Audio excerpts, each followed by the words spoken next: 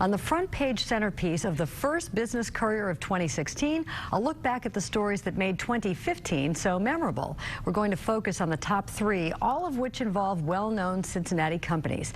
Business Courier editor Rob Dahlmeyer joins Business Watch producer Kelly Leon to get to the top 3 business stories of 2015. Rob and Kelly. Thanks, Peg, and Happy New Year.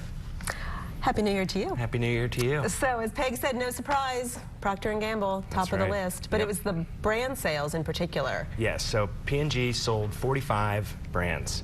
They had announced, the A.G. Lafley, the CEO, who has actually just stepped down or is planning to step down, he made an announcement a year ago that they needed to sell a lot of brands. It happened in July, 45 brands for billions of dollars. It was sorry, I had to look, $12.5 billion.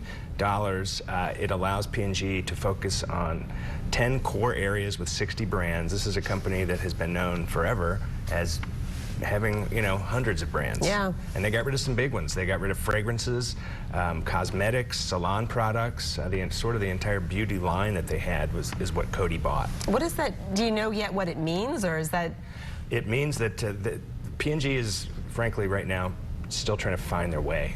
I wouldn't say struggling because they're a highly profitable company. Yeah. But they've been trying for the last decade or so to grow overseas. They have very high-priced products. They're high-end products. I mean, Tide is a high-end product. It's a very good product, but it costs a lot of money. So you go into India, you go into Brazil, these other countries, they're not used to paying high prices, higher prices for premium household goods. So P&G's had a very difficult time with that. And that continues to happen over and over. As the recession hit, it happened as well. People sort of scaled down, bought maybe lower priced goods. P&G's still trying to figure that out. And that's why they wanted to sort of focus and get rid of all these brands, take that cash, and hopefully deliver some better results. So while they were doing that, Kroger was acquiring. The other big story, number 2, you would say, is Kroger and all their acquisitions. Kroger is doing about as well as a company can do. I mean, they're in the grocery industry, which forever has just been a sleepy 2% income business, just for people that really weren't very exciting. Well, guess what? Kroger flipped that on its head when they were really ahead of the game on their shopper ID cards at dunnhumby, now 8451. They bought that big chunk of dunnhumby and they renamed it 8451 in that big giant black building downtown. They've got a couple thousand employees there. All they do is data.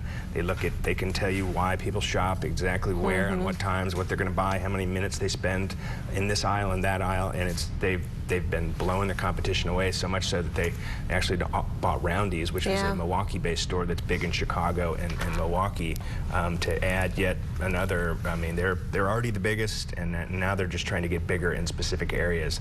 Roundy's is really good at urban stores, so they have some stores in urban areas of Chicago, and that's something Kroger's very interested in.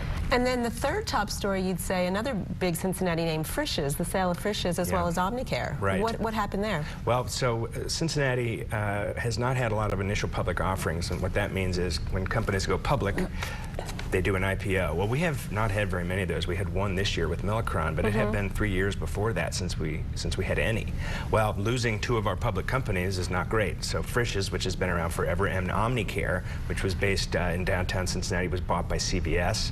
So those are 2 fewer public companies we have, and public companies do a ton of great things.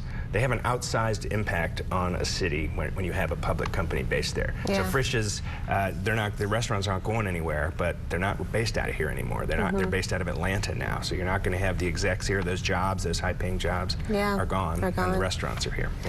So lots to watch in 2016. Absolutely. These top 3 as well as many others. Yep, we have a great list in the paper this week, and I'm sure 16 will be just as exciting as 15. Great. All right. Thanks, Rob. Thank you.